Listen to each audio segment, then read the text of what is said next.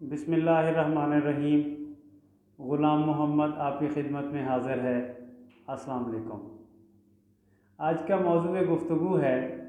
اچھا استاد کیسے بنا جائے، یا اچھا استاد کیسا ہوتا ہے،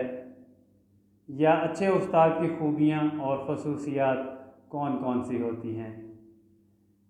آج کی اس گفتگو میں اساتذہ کرام کی سہولت کے لیے بہت ہی مختصر سے انداز میں ایک عمومی گفتگو کے ذریعے میں اچھے استاد کی خوبیوں کا ذکر کرنا چاہوں گا۔ اچھا استاد ایک منفرد تصور ہے۔ انسانی تاریخ اچھے استادوں کی ایک رنگین اور دلکش داستان ہے۔ پرانے وقتوں میں تعلیم و تربیت کی سہولت صرف بادشاہوں، رئیسوں اور امیروں کی اولاد کے لیے ہوتی تھی، اور وہ انتہائی اعلیٰ خوبیوں کے حامل افراد اور علم کے مختلف شعبہ جات کے ماہرین کو اپنے بچوں کی تعلیم و تربیت پر مامور کرتے تھے۔ جو انسانی تہذیب نے ترقی کی ہے، دیگر پیشوں کی طرح استاد کا پیشہ بھی ایک مخصوص پیشے کی شکل اختیار کر گیا ہے۔ آج اسپیشلائزیشن کا دور ہے۔ اساتذہ کی تربیت ایک خاص اہمیت اختیار کر گئی ہے۔ آج کی یہ گفتگو بھی اسی شعوری اور لاشعوری کوشش کا ایک ادنیٰ سا حصہ ہے۔ آج کی گفتگو میں بہت ہی عمومی بات کی جائے گی، کوئی ٹیکنیکلی اوور لوڈڈ گفتگو نہیں ہوگی۔ اساتذہ کرام کی کلاس روم کے اندر جو پیچیدہ قسم کی ذمہ داریاں ہیں، ان کے اوپر کسی دوسری نشست میں گفتگو کرنے کی کوشش کروں گا۔ آج اساتذہ کرام کی خوبیوں اور خصوصیات کے حوالے سے ایجوکیشنل سائیکولوجیکل پرسپیکٹو میں، تعلیمی نفسیات کے پس منظر میں ایک بہت ہی عام، سادہ گفتگو، عمومی گفتگو ہوگی، جس میں اساتذہ کرام کی خوبیوں کا، خصوصیات کا مختصراً ذکر کرنا چاہوں گا۔ اچھا استاد بننے کے لیے جن خوبیوں کی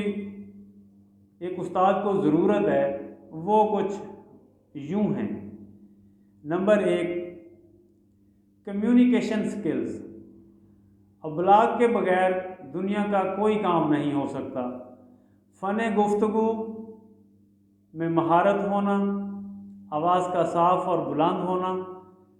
ایک اچھے استاد کی بہت بڑی خوبی ہے۔ اچھا استاد وہ ہوتا ہے جب وہ بات کرتا ہے اپنے طلباء کے سامنے، جب وہ گفتگو کرتا ہے تو وہ اس انداز سے گفتگو کرے کہ جو کچھ وہ کہنا چاہتا ہے اس کے طالب علم وہی بات اسی انداز میں سمجھ سکیں، یا یوں کہیں کہ اساتذہ، استاد اور طلباء کے اندر، کلاس روم کے اندر ایک فریکوینسی میچنگ ہونی چاہیے۔ جب فریکوینسی میچ کرتی ہے تو تب ہی جو چیز استاد ایک گفتگو کے ذریعے بچوں کو دینا چاہتا ہے تو بچے اس کو لینے کی صلاحیت رکھتے ہیں۔ اس انداز میں دی جائے کہ استاد صاحب جب بات کریں تو بچے وہ بات اسی طرح سے لے رہے ہوں۔ تو یہ ایک بہت ہی ایک اچھی خوبی ہے کمیونیکیشن سکلز میں۔ گفتگو استاد کی گفتگو عام فہم ہونی چاہیے، آسان ہونی چاہیے اور سادہ ہونی چاہیے، تاکہ جو کچھ وہ کہنا چاہتا ہے بچے وہی بات سمجھ سکیں۔ یہ نہیں ہے کہ استاد صاحب کا مطلب کچھ اور ہو اور بچے کچھ اور سمجھ رہے ہوں۔ یہ کنفیوژن نہیں ہونی چاہیے، یہ پیچیدگی نہیں ہونی چاہیے، یہ پریشانی نہیں ہونی چاہیے، بلکہ گفتگو اتنی سادہ اور عام فہم اور اتنی ہی ماہرانہ طریقے سے کی جائے، کمیونیکیشن سکلز کے اوپر اتنا اس کو عبور ہو استاد کو کہ وہ بچوں کو اپنی بات بچوں کے دل و دماغ میں اتار سکے، اور وہ جو کہنا چاہتے ہیں، جو وہ سمجھانا چاہتے ہیں، جو اس کا متن ہے، جو اس کا کہنے کا مقصد ہے، وہ پورا ہو سکے اور بچے وہی بات سمجھیں جو وہ سمجھا رہے ہیں۔ یہ ایک بہت ہی پیچیدہ بات ہے، اور استاد کو کمیونیکیشن سکلز کے اوپر پورا عبور ہونا چاہیے تاکہ وہ بچوں کو کلاس روم کے اندر وہ ان کی تربیت تدریسی اور تعلیمی سرگرمیوں میں ان کو جو ابلاغ کے ذریعے جو کچھ وہ دینا چاہتا ہے وہ بچوں کو وہ کچھ دے سکے۔ دوسری جو اہم خوبی ہے وہ ہے لسننگ سکل۔ اب آپ کہیں گے کہ کمیونیکیشن سکلز کی بات بھی کر دی ہے، حالانکہ لسننگ سکل بھی کمیونیکیشن سکل کے اندر ایک لسننگ سکل ہے اور اسپیکنگ سکل ہے، تو اس کو الگ سے کیوں اتنی اہمیت دی گئی ہے؟ الگ سے اس کو اس لیے اہمیت دی گئی ہے کہ بچوں کی آواز کو سنا جائے۔ Respect the voice of the children, accept the voice of the students. بچوں کی آواز کو، بچوں کی گفتگو کو، بچوں کی بات کو، بچوں کے سوال کو سنا جائے۔ سنا جائے کا مقصد یہ ہے کہ وہ جو بچہ جس کے اندر تجسس ہے، جس کے اندر ایک سوال ہے، حدیث نبوی صلی اللہ علیہ وآلہ وسلم ہے کہ سوال آدھا علم ہے، سوال آدھا علم ہے۔ اب جب بچہ سوال پوچھتا ہے تو بچے کے پاس آدھا علم موجود ہوتا ہے، وہ سوال کی تخلیق کرتا ہے، سوال کو بناتا ہے۔ یہ ایک بہت مشکل کام ہے کہ سوال کو تخلیق کیا جائے۔ جواب دینا یا جواب بنانا اتنا مشکل نہیں ہوتا جتنا سوال بنانا مشکل ہوتا ہے۔ جب بچہ سوال بناتا ہے، سوال پوچھتا ہے، تو اپنے تجسس کی تشفی چاہتا ہے، وہ اپنے تجسس کو سکون چاہتا ہے، تو استاد کا یہ فرض بنتا ہے کہ وہ بچے کی بات کو سنیں، بچے کی آواز کو سنیں، بچے کے سوال کو سنیں اور پھر اس طرح سے رسپونڈ کرے جس طرح سے رسپونڈ کرنے کا حق بنتا ہے۔ اپنے علم کی بنیاد پر، اپنے تجربے کی بنیاد پر، اپنی فنی مہارتوں کی بنیاد پر، کمیونیکیشن سکلز کی بنیاد پر، اپنے نالج کی بنیاد پر، کنٹینٹ کی ایکسپرٹیز کی بنیاد پر پھر ایسا جواب دیا جائے جس سے بچے کی نہ صرف تشفی ہو بلکہ اس کے اندر تجسس کا جو ایک تجسس کی جو ایک آرزو ہے، تمنا ہے، ایک تجسس اس کے اندر ہے، اس کو فروغ ملے، اس کو اور زیادہ ترقی ملے، اس کے تجسس میں اور زیادہ اضافہ ہو، اس کے سوال پوچھنے کی صلاحیت میں اور زیادہ نکھار پیدا ہو۔ تو یہ دوسری بڑی خوبی ہے کہ جو استاد ہے اس کے اندر لیسننگ سکل ہونی چاہیے، وہ بچوں کی گفتگو کو، بچوں کی آواز کو، بچوں کی بات کو، بچوں کے سوال کو خوش دلی سے سنے اور اس کو رسپونڈ کرے۔ تیسری جو اچھی خوبی ہے، ایک اچھے استاد کی ایک بہت بڑی خوبی ہے، وہ ہے فرینڈلی ایٹیٹیوڈ۔ فرینڈلی ایٹیٹیوڈ سے مراد ہے ایک دوستانہ رویہ، ایک ایسا ماحول جو شفقت پہ مبنی ہو، ایک ایسا ماحول جو پیار اور محبت پہ ہو، جس کی بنیاد خلوص پر ہو۔ استاد بچوں کے ساتھ تناؤ میں نہ ہو، کلاس روم کے اندر کوئی ایکسٹرنل پریشر، کوئی دباؤ نہ ہو۔ دباؤ میں بچے نہیں سیکھتے، بچے دوستانہ ماحول میں سیکھتے ہیں۔ بچے کے ذہن میں سوال پیدا ہی تب ہوگا جب وہ ذہنی طور پر پرسکون ہوگا، جب اس کے ساتھ شفیق لہجے میں، جب اس کے ساتھ دوستانہ ماحول میں، جب اس کے ساتھ ایک بہت ہی نرمی اور پیار والے ماحول میں استاد صاحب اس کو موقع دیں گے تو پھر وہ سوال پوچھے گا اور پھر وہ سوال پوچھتا ہی چلا جائے گا، اور پھر اس کے اندر سوال بنانے کی ایسی قابلیت اور مہارت پیدا ہوگی کہ پھر وہ جواب بنانے کے قابل بھی ہو جائے گا۔ تو یہ ایک بہت بڑی خوبی ہے کہ ایک فرینڈلی رویہ جو ہے، ایک دوستانہ ماحول، ایک دوستانہ رویہ، ایک مزاج جو ہے وہ دوستانہ مزاج ہو، اس کے اندر سختی نہ ہو۔ چوتھا پوائنٹ جو ہے ایک اچھے استاد کے لیے، ایک اچھا استاد جو ہوتا ہے اس کے اندر پیشنس، تحمل مزاجی اس کی ہوتی ہے، اس کا مزاج جو ہے وہ برداشت کا ہوتا ہے، تحمل مزاجی اس کے اندر ہوتی ہے۔ تحمل ویسے تو زندگی کے ہر شعبے میں ہر بندے کے پاس ہونا ضروری ہے، لیکن استاد کے لیے تحمل مزاج ہونا بہت ہی ضروری ہے۔ استاد ہونا دنیا کا سب سے مشکل کام ہے۔ ایک استاد جب کمرہ جماعت میں 40 بچوں کا سامنا کر رہا ہوتا ہے تو یہ انتہائی مشکل کام ہوتا ہے۔ بچوں کو معاف کرنا، بچوں کو برداشت کرنا، بچوں کو انفرادی تغیرات ہوتے ہیں بچوں کے اندر، ان کے ساتھ نبٹنا، ان کے ساتھ معاملہ فہمی کرنا، بچوں کے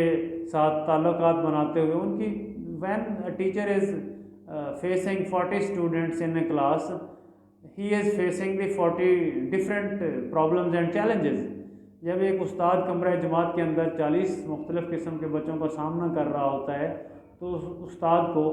40 ہی مختلف قسم کی مشکلات اور مصائب اور تکلیفوں اور پریشانیوں کا سامنا ہوتا ہے، ایک چیلنج کا سامنا ہوتا ہے، اور سارے کے سارے بچوں کو ساتھ لے کے چلنا، ان کی غلطیوں کو برداشت کرنا، ان کو معاف کرنا، ان کو جو ہے حوصلہ دینا، اور ان کے ساتھ ایک ایسا رویہ اختیار کرنا جو واقعتاً ایک استاد کے شایان شان ہے۔ تو تحمل مزاجی استاد کا بہت بڑی خوبی ہے۔ ایک استاد کے لیے یہ بہت ضروری ہے کہ وہ تحمل مزاج ہو، برداشت کرنے والا ہو۔ اور پانچواں جو نقطہ ہے ایک اچھے استاد کی، پانچویں جو خوبی ہے، جو صلاحیت ہے، جو قابلیت ہے، جو اس کا پانچویں عادت ہے اچھی جو اس میں ہونی چاہیے، وہ ہے اسٹرانگ ورک ایتھکس، مضبوط پیشہ ورانہ اخلاقیات۔ پیشہ ورانہ اخلاقیات کا بہت چرچا ہے آج کل۔ استاد کے لیے بھی پیشہ ورانہ اخلاقیات ہیں، ڈاکٹر کے لیے بھی پیشہ ورانہ اخلاقیات ہیں، ایک جج کے لیے بھی پیشہ ورانہ اخلاقیات ہیں، ایک وکیل کے لیے بھی پیشہ ورانہ اخلاقیات ہیں، ایک دکاندار کے لیے بھی پیشہ ورانہ، ایک تاجر کے لیے بھی، ایک صنعت کار کے لیے بھی۔ دنیا کا کوئی پیشہ ایسا نہیں ہے جس کی کوئی پیشہ ورانہ اخلاقیات نہ ہو۔ تو استاد کی پیشہ ورانہ اخلاقیات کے اندر مختصراً گفتگو کروں گا، بالکل تھوڑی سی بات کروں گا کہ سادگی جو ہے وہ سب سے پہلے، اور وقت کی پابندی اور باقاعدگی، مطالعے کا شوق، سیکھنے سکھانے کا جنون، بچے کی حوصلہ افزائی کا جذبہ، بچے کی صلاحیتوں کا کھلے دل سے اعتراف کرنے کا جذبہ، اور بچے کی صلاحیتوں کا کھلے دل سے اعتراف کرنے کا حوصلہ، ان باتوں سے بچے کی حوصلہ افزائی ہوتی ہے۔ جب ہم خوش ہوتے ہیں، بچے کو بتاتے ہیں، بچے کو نہیں پتہ ہوتا، بچہ تو بچہ ہی ہوتا ہے، استاد نے بتانا ہوتا ہے کہ بیٹا آپ کے اندر بہت صلاحیت موجود ہے، آپ کے اندر بہت قابلیت موجود ہے، آپ کے اندر بہت ٹیلنٹ موجود ہے۔ اور کلاس میں جاتے ہوئے خوبصورت آغاز کرے، مسکراتے ہوئے کلاس میں جائے، بچوں کو تعلیمی اور تدریسی سرگرمیوں میں مصروف رکھے، مضبوط قوت ارادی کا مالک ہو، پر امید رہتا ہو، اور طلبہ کو بھی پر امید رکھتا ہو، اور طلبہ کو کبھی مایوس نہ ہونے دے، ان کو امید کی ڈوری کے ساتھ باندھ دے۔ وہ پر امید رہنا سیکھ لیں گے تو وہ پر امید رہیں گے، اور چھوٹی چھوٹی یہ جو اخلاقی سماجی جو کمیاں کوتاہیاں ہوتی ہیں، مثال کے طور پر سگریٹ پیتا ہے کوئی، تو استاد کے لیے یہ زیب نہیں دیتا کہ وہ بچوں کے سامنے اسکول کے اندر یا کمرہ کلاس میں سگریٹ پیے۔ وہ اپنی یہ عادت کہیں علیحدگی میں اسٹاف روم میں بیٹھ کے، کہیں تنہائی میں اپنی اس عادت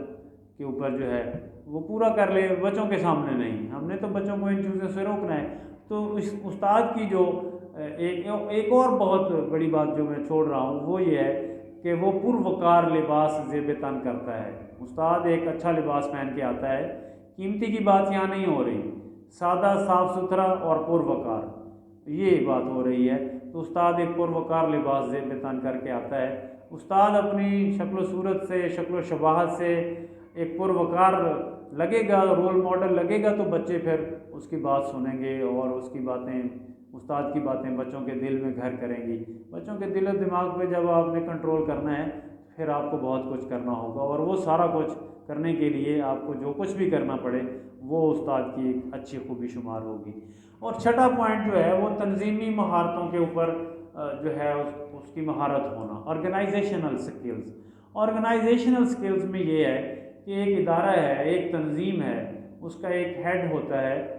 head of the institute, head master ہے، پرنسپل ہے، اس کے نیچے ٹیچرز ہیں، پھر بچے ہیں، پھر نان ٹیچنگ سٹاف ہے۔ تو استاد کے اندر تنظیمی مہارتیں جو ہیں وہ بھی بالکل اس کو عبور ہونا چاہیے، اور اس کو پتہ ہونا چاہیے کہ کلاس روم کے اندر اور کلاس روم کے باہر اور پورے اسکول کے اندر اس نے کس طرح سے بچوں کو تنظیمی کاموں میں شریک کرنا ہے، ان کو شرکت دینی ہے، پارٹیسپیٹری اپروچ کے تحت ساتھ چلنا ہے، اور بچوں کو ساتھ لے کے سارے کے سارے کام جو بھی کلاس روم کے اندر ہو رہے ہیں یا کلاس روم سے باہر ہو رہے ہیں، ان کا جو تنظیمی طریقہ کار ہے اس کے ساتھ بخوبی آگاہ ہوتا ہے، اور بخوبی واقفیت ہوتی ہے، اور بچوں کو ان کے ساتھ منسلک رکھتا ہے۔ ایک ادارے کو بطور ادارہ چلانے میں سب کے ساتھ مددگار اور معاون ہوتا ہے۔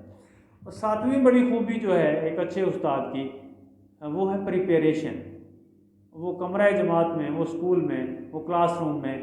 بالکل تیاری کر کے آتا ہے، وہ پلاننگ کر کے آتا ہے، اپنے لیسن کو پلان کرتا ہے، لیسن پلاننگ کے ساتھ آتا ہے کہ کہ what is the content today, آج کون سے موضوع پہ میں نے گفتگو کرنی ہے، آج کون سا موضوع میں نے ڈیلیور کرنا ہے، آج کون سا ٹاپک ہے،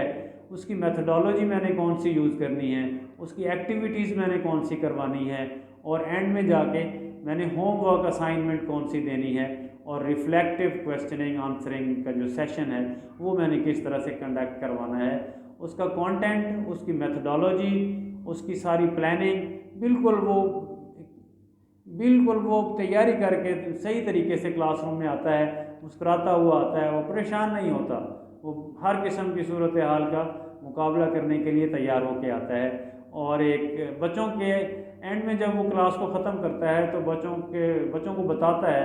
کہ مجھے آپ سے بہت ساری توقعات ہیں۔ بچوں کو ہمیشہ یہ کہیں کہ I have so much expectations from you, مجھے آپ سے بہت ساری توقعات ہیں۔ تو بچے کو جب یہ پتہ چلے گا کہ ہمارے استاد صاحب ہم سے بہت ساری توقعات کیے بیٹھے ہیں،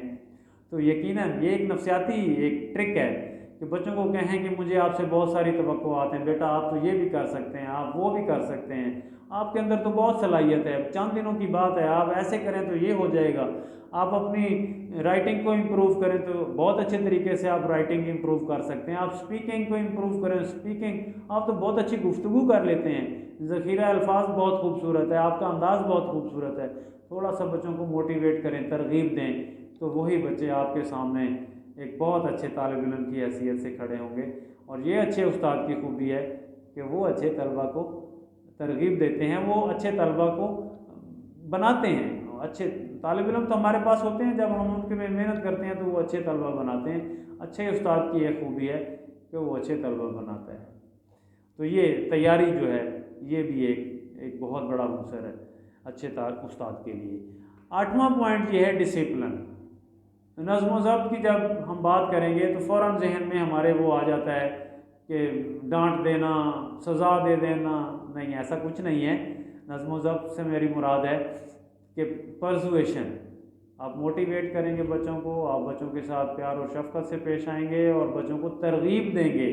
کہ آپ نے بیٹا اس طرح سے پیش آنا ہے، کلاس روم کا یہ ڈیکورم ہے، آپ نے نظم و ضبط کے حوالے سے persuasion, motivation, not by force, طاقت کا استعمال نہیں کریں گے، دباؤ کا استعمال نہیں کریں گے، انسلٹ نہیں کریں گے بچوں کی، جسمانی سزا پہ پابندی ہے، جسمانی سزا نہیں دیں گے بچوں کو۔ اور پھر ایسے بچے جو آپ کو بار بار کلاس روم کے اندر تنگ کرتے ہیں ان کو علیحدہ سے وقت دیں، ان کو کلاس روم سے باہر سٹاف روم میں ان سے ملیں، اسکول کے گراؤنڈ میں ان سے ملیں، اسپورٹس گراؤنڈ میں ان سے ملیں، ان کے ساتھ الگ سے گفتگو کریں، ان کے والد صاحب کے بارے میں پوچھیں، ان کا فیملی بیک گراؤنڈ پوچھیں، ان کے بہن بھائیوں کے بارے میں پوچھیں،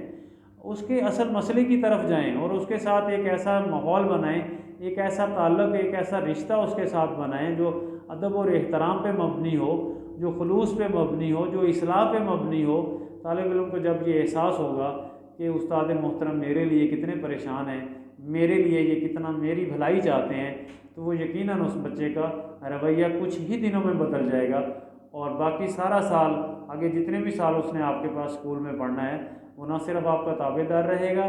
آپ کا فرما بردار رہے گا، آپ کی بات مانے گا، بلکہ وہ ایک اچھے طالب علم کی حیثیت سے اپنی لرننگ میں، اپنی اسٹڈیز میں کوشش کرے گا، وہ اس کی کاپی بنی ہوئی ہوگی، ہوم ورک کر کے آئے گا تو وہ ایک اچھا طالب علم بن جائے گا۔ تو ڈسپلن کے حوالے سے یہ ہے کہ ہمیں تھوڑی سی محنت کرنی ہے، تھوڑا سا ہمیں حوصلہ کرنا ہے، برداشت کرنا ہے، تحمل سے، برداشت سے، بردباری سے، سلیقہ مندی سے، فہم و فراست سے، حکمت سے ہم نے اس بچے کو تعلیم اور تربیت کی طرف لے کے آنا ہے، اور اس کے اندر